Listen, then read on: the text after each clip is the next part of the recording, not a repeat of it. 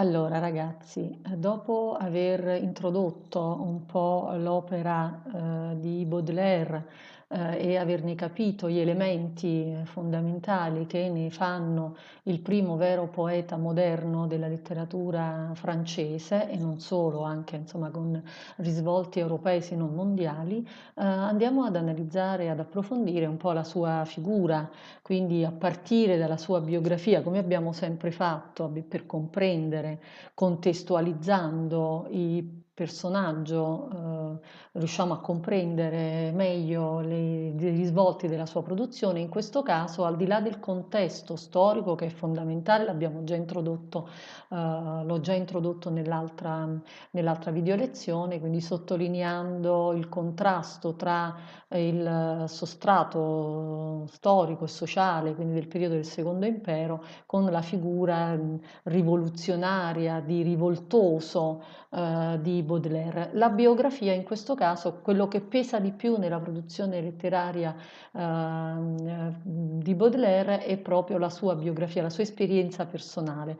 Quindi andiamo velocemente a ripercorrere dei momenti più importanti, episodi più salienti della sua biografia. ehm, e contestualizziamo il suo percorso proprio di vita biografico.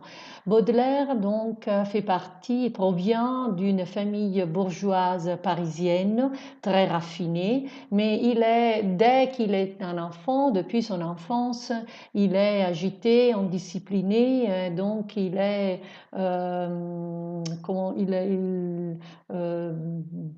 utilise la révolte pour démontrer son être au monde. Donc il est placé en pension parce qu'il est en contraste surtout avec son beau-père et donc il est placé en pension, il est brillant, c'est vraiment un garçon, un enfant très intelligent et cependant il est exclu, il est éloigné du lycée parce qu'il a un comportement qui va contre les règles de l'époque. Il s'inscrit à l'université, il commence à étudier le droit, mais pendant cette époque de sa vie, il commence à fréquenter les salons e la vie de bohème dans le quartier latin. Le quartier latin, il quartiere latino, è il quartiere all'epoca, il quartiere della Sorbonna, il quartiere universitario, che è, diciamo, è dove vivevano tutti i letterati, gli intellettuali, ma dove si conduceva una vita di bohème. Qui ci dice la vie de bohème sarebbe una vita fatta di eccessi, quindi a contatto con l'alcol, la droga, passando tutto il tempo all'interno dei cabaret, che erano un po' i caffè letterari dell'epoca.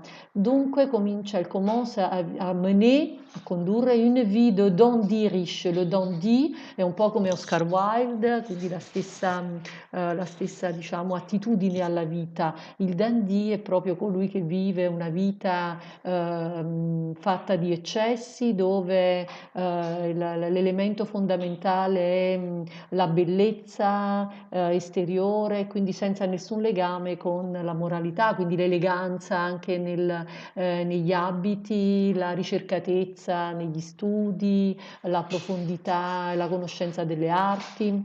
Quindi, qu'est-ce qu'il fait? Il dilapide, il utilise tout l'argent qu'il a obtenu grâce à son héritage et commence à fréquenter des cercles où il entre en contact avec la drogue en compagnie d'autres lettrés de l'époque comme Balzac, Nerval et Gautier par exemple. Alors après cette expérience de vie, sa famille décide de l'envoyer en voyage, de l'éloigner de la ville de Paris, qui est considérée à l'époque le lieu de la corruption. Il est envoyé en voyage en Inde, aux Andes, mais il s'arrêtera à l'île de la Réunion. Sa famille, donc, à son retour, on le place sous la tutelle, c'est-à-dire qu'il y avait un tuteur qui s'occupait de lui et qui lui donnait de l'argent pour vivre. Donc, privé d'argent, il commence à travailler parce il lui faut de l'argent pour vivre et pour suivre ses excès, hein, ses vices. Alors, il s'occupe de journalisme et d'art. Il commence à écrire des articles, mais qui seront refusés parce qu'il utilise une satire très audace. Alors, il commence à faire le critique d'art et a produire des comptes rendus, des resoconti des divers salons de l'époque et surtout de l'exposition universelle de 1855. Il entre en contact, il découvre les œuvres de Edgar Allan Poe, l'écrivain américain, et il reste fasciné par cette figure, soit du point de vue personnel, soit du point de vue littéraire. Et surtout à cause du thème de la perversité, et c'est pour ça qu'il le considère une âme sœur, un'anima sorella, un'anima gemella, et il traduit la quasi-totalité des œuvres de cet écrivain. En 1857, il y a la publication des Flèches du Mal, le recueil, la première édition du recueil de ses poèmes, qui est à l'époque qui est formé de 100 poèmes, mais plus de la deuxième et puis la troisième édition se vont enrichir de d'autres poèmes jusqu'à arriver à 126 poèmes, et la quatrième édition, c'est-à-dire la dernière édition qui sera publiée posthume après sa mort, il s'enrichit encore de d'autres poèmes. Cette publication fait scandale, hein, ils sont poursuivis, ils sont condamnés pour outrage à la morale et alla religion, e il doit payer des lourdes amendes, quindi delle multe molto pesanti, et puis ils doivent supprimer 6 poèmes. 6 poèmes seront considérés contre la morale religieuse et la morale sociale de l'époque. Et dans le recueil, dans l'édition définitive qu'on va avoir maintenant, par exemple, à nos jours, il y a tous les poèmes, même les poèmes qui ont été considérés scandaleux à l'époque. Et c'est pour ça qu'il s'éloigne de la vie littéraire, il se réfugie à Bruxelles, il se transfère, il déménage et il se déplace à Bruxelles. Donc en Belgique. Quand il revient à Paris, il est désormais souffrant, il souffre de la syphilis, quindi di sifilide, et puis on va voir par une des femmes de ses amants, il y a 3 femmes qui seront les plus importantes dans sa vie, 3 femmes qu'il a aimées, qui représentent 3 différentes représentations de l'amour et de la femme à l'intérieur des Fleurs du Mal. Et Jean Duval, c'est la mulâtresse, la mulatte, qui a été la première femme qui a, comment dire, amalié, hein, cet homme. Alors lui a donné même cette maladie qui l'a conduit à la mort. Il n'y avait que 46 ans, hein. Donc il va mourir à 46 ans. Il est paralysé, aphasique, et il meurt donc dans les bras de la mère, de sa mère, avec qui il avait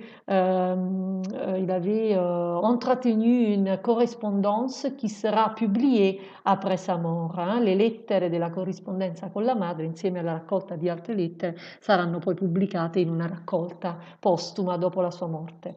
Le genre qu'il utilise, c'est la poésie, soit en vers, soit en prose, et on va lire des exemples, des extraits et on va analyser ces extraits. Il a fait des traductions, surtout de Edgar Allan Poe, on l'a vu. Il a été critique d'art, donc il a réalisé des comptes rendus des salons et de l'exposition universelle. Quels sont les thèmes les plus importants?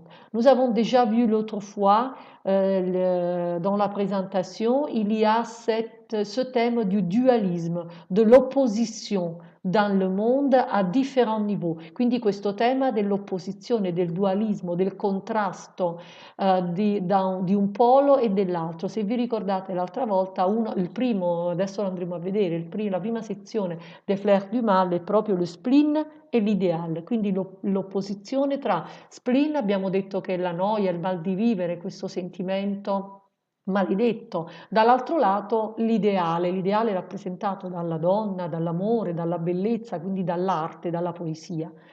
Lo spleen e l'ideale, dunque, questa opposizione, questo dualismo tra questi due concetti che producono la sofferenza della vita, perché il poeta e l'uomo in generale, il poeta riesce a tradurre il simbolo che la realtà propone, gli uomini non sono capaci non sono non riescono a tradurre il simbolo che il mondo, che la natura, che la realtà, ecco, propone. Qui c'è una visione platonica molto importante. Il nostro essere uomini e il nostro essere in una realtà, nel mondo che ci circonda, è nient'altro che lo specchio della realtà vera. Come diceva appunto Platone, e il poeta è il traduttore, fa l'intermediatore, ecco, c'est la guide, le traducteur qui peut montrer aux hommes la réalité, la vérité, e la vérité è l'art. Quindi l'arte diventa il mezzo per tradurre la verità in realtà. La realtà è soltanto lo specchio, e questo è il concetto platonico della realtà, lo specchio di una verità che è altrove, di un altro mondo che contiene appunto la verità. Il poeta è il traduttore, l'intermediario tra queste due realtà e l'arte è lo strumento, il mezzo attraverso il quale la poesia nel suo caso, quindi l'arte intesa come poesia, è il mezzo per tradurre la verità nella realtà per gli uomini comuni. Ecco perché ritorniamo al concetto che avevamo detto l'altra volta di diciamo, il concetto appunto mi sfugge adesso il nome, insomma, di art pour art, quindi della non finalità dell'arte.